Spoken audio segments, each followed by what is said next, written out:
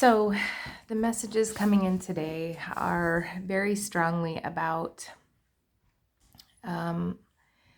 our judgments. And again, judgment seems to be the very strong messages coming in now. If I'm just going to put it out there like little statements, okay? When you attempt to separate anything from God, you then separate yourself from God. That means when you say, this thing I see is not of God, cannot be of God because I believe it's horrific, you are claiming yourself in the same. You are saying, I can't possibly be of God. I can't possibly be of God because there are times when I feel that I have acted in a horrific way. Okay? So anytime, whatever it is, and that's the truth of the world that we have operated in, is whatever we put out, we get back. A lot of mystics know this truth. It's as above, so below, okay, is another way of saying it. It's not really, you can see it as above, so below, or as in the cosmic, so in the earthly, the micro versus the macro, and it's all the same. It's all the same. But as above, so below also points to what is going on within, okay? Within, meaning the struggle within the humanness. The challenge to try to integrate, rationalize, meld and blend the divine aspects with the human aspects, okay? Which is where we are. We are in that transitional phase where many of us have come more, I'm going to say, online, and more of our true selves are operating through the human form. And so it changes the perception you have of the world.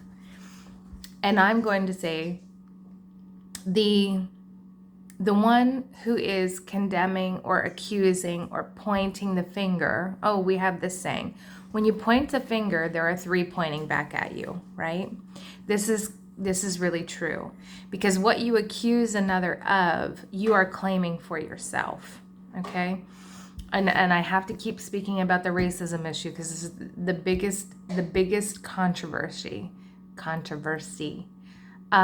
So if I claim that someone else is a racist, I am claiming that for myself. And you can say, well, how can that be? Well, I'll explain.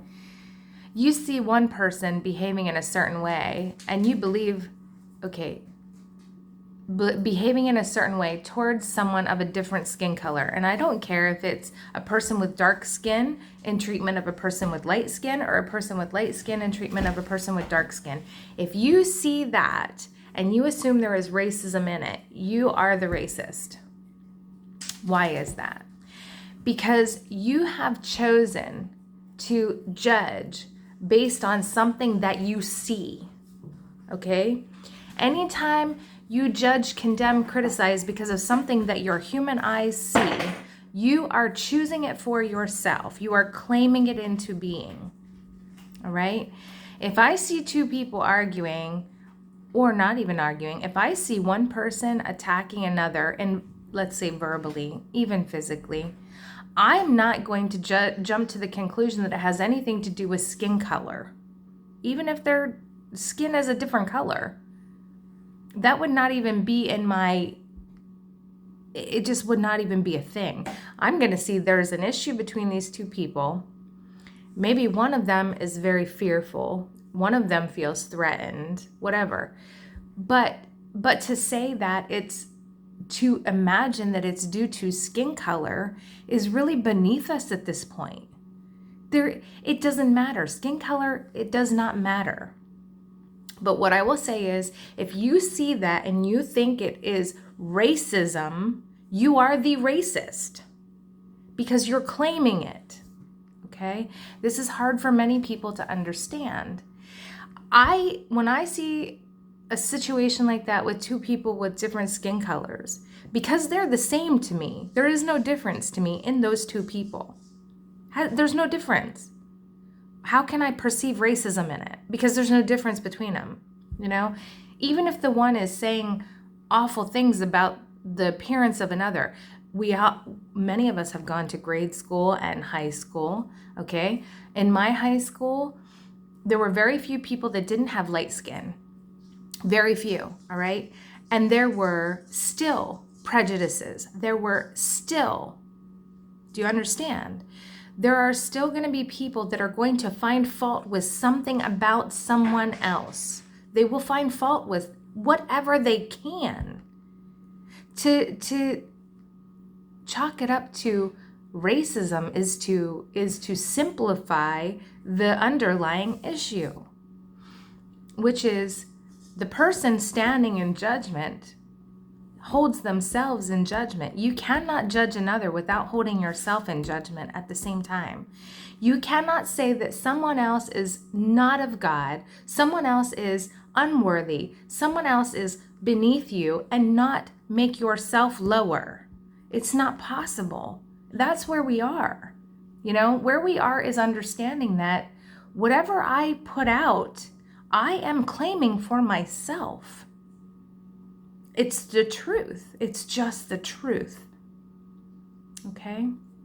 So these messages are getting, for me, it's coming in so much more, it seems like urgent. I don't know why, but it seems urgent. And so I'm speaking about this now. I have spoken about this before. I have said racism does not exist except in the minds of those who perpetuate it. And this is what it means. Okay, this is what it means. When you get to the point that you see no difference between skin color, one skin color to another skin color, you can see that anyone you think is acting in that way there's a bigger issue, because it can't possibly be about skin color, because it's not really a thing. Okay? We are all in human form. Every human form has some variant, some degree of difference. That person that you see and want to accuse them of being racist, even if it doesn't matter how they're behaving. If you want to claim them as a racist, you are claiming it for yourself, because you are then saying, yes, I see why you would think that this other person deserves your condemnation and criticism. You are then solidifying and encouraging the difference that they see by accusing them of that thing. This is very difficult for me to explain, and I probably should take a moment and just do some writing about it, because I'm sure there are those around us that would be so much better at this. Let me pause and see if they'll give me anything. Okay. What I got was, when you condemn another, you are claiming the acts for all. When you love another, you are claiming love for all. When you love, you are healing every wound and every sight. Okay. So I have been saying often, watch your judgments, watch your judgments, watch your judgments. How do these things serve us? How does judgment serve us? And I'm going to address that now.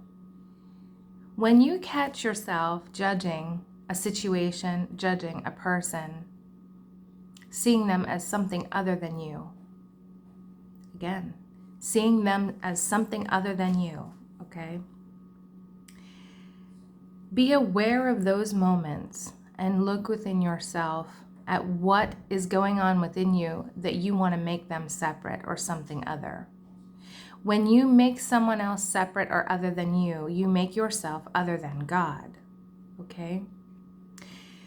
It's a very simple truth, and it's very difficult for us. I can remember many, many years ago now, I can remember being in dislike of someone, and I disliked this person. I disliked their behavior. They just really rubbed me the wrong way.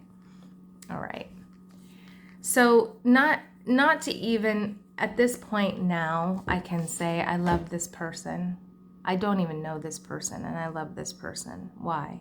Because at this point, I feel like they're my child, okay? That's just how I feel about everyone, is on some level, they are my child. Now, not to give labels to what that is, I'm going to say it's a transition from living through the small self-identity and allowing more of the truth of me, the spirit, the divine, to live through my form, okay? So this person that once I was like, I can't stand that person, right? Now and this is how my son serves me, how my son is my teacher.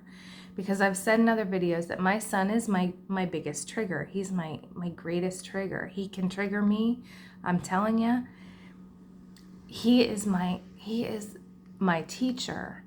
Because through my love for him, in spite of the situations that occur, through my love for him, I am able to love on a greater level through, no matter what my eyes see, no matter what my emotions tell me, I still love my child.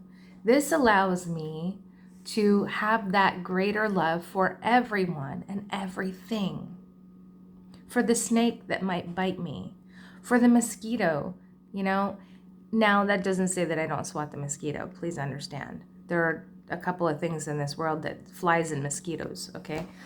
So at this point, I haven't gravitated to having enough love for flies and mosquitoes to not swat them, all right? But for other human beings, I certainly give them every benefit of the doubt, okay? That doesn't mean that I haven't also, I cut people out of my life or walked away from people that, their choices were still in alignment to an energy that I don't want to play in, okay? And that's okay. That is okay. So sometimes people will make choices in claiming fear. And that has been the case in this one scenario. A person who was very close to me made a choice in fear, claiming fear.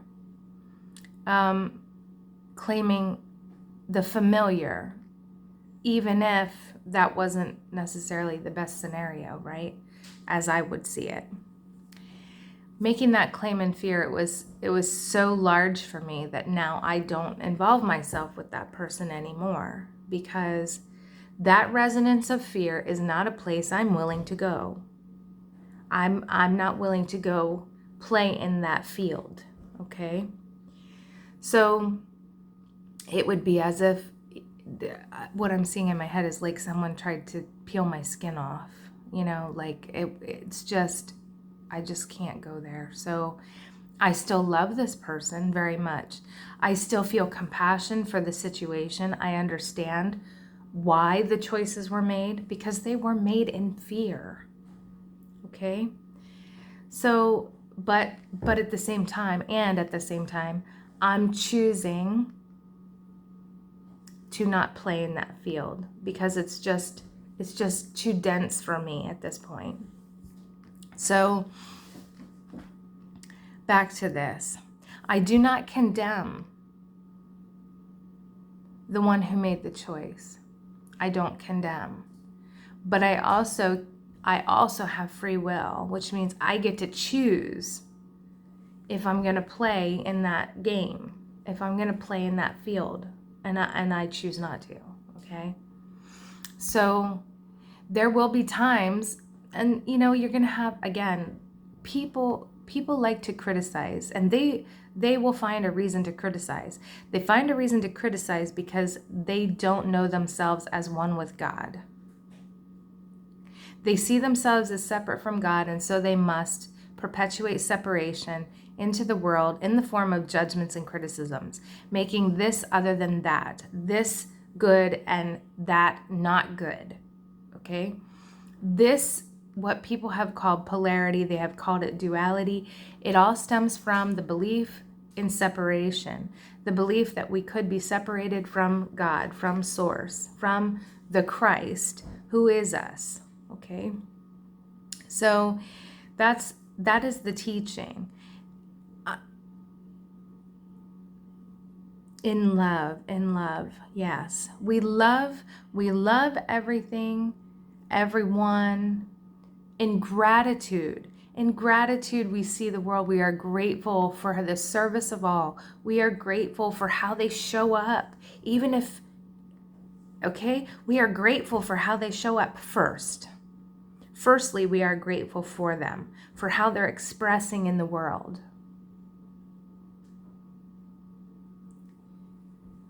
Should they be expressing in a way that is harmful? Not by their words, because words are only words. Words have power, yes, if you allow it, okay? So words have power if you align to them, if you give permission to empower them, okay? We have, some of us, gotten so far away from our own accountability. So we can go back to the racism bit, right? If you keep claiming this into manifestation through your judgments, then you just, you can't be angry that it's there. That's what you see. That's what you see. Because for me, it's not there. Because I don't see it that way. I see it as, oh, this person is really struggling. This person is really fearful. Boy, this person's life experience have really drilled this fear into them. Thank goodness that has not been my experience. I am grateful that has not been my experience. I am grateful that they're the ones expressing it, that I'm not having to express that. Okay? And that's another way of looking at it. When you see someone who that you don't like, okay? You don't like, for whatever reason, you don't like them. You don't have to like everyone. You don't have to. It is possible to love them and be grateful for their expression in the world simply because that could have been you. That could have been you. They are just another version of you that was born at the time they were born into the family they were born into, had the career, had the job, had the education they had. That is you living that life. That is you living that life. How much compassion do you want to give to yourself? How much love do you want to extend to that version of you that has been molded by the experiences they have had?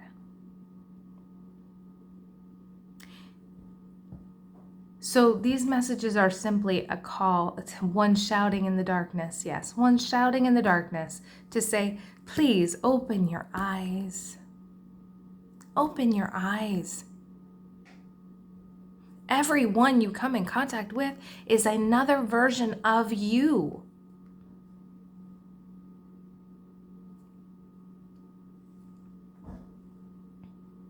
Will you meet them in love?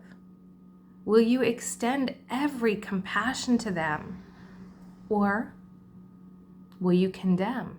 Will you crucify them? But know that when you crucify them, you are crucifying yourself. The you who is listening and watching the video, when you condemn another, you are holding yourself in condemnation. And it's not the self that you're seeing with your human eyes. It is the you who's listening to this video. You will not know yourself as God. You will not know yourself in the light and the divinity that is available to you, that is your entitlement. The kingdom of God is your entitlement. You will not know it until you no longer hold that person in condemnation, until you no longer hold them as something other than you, something unlovable, something without value or worth.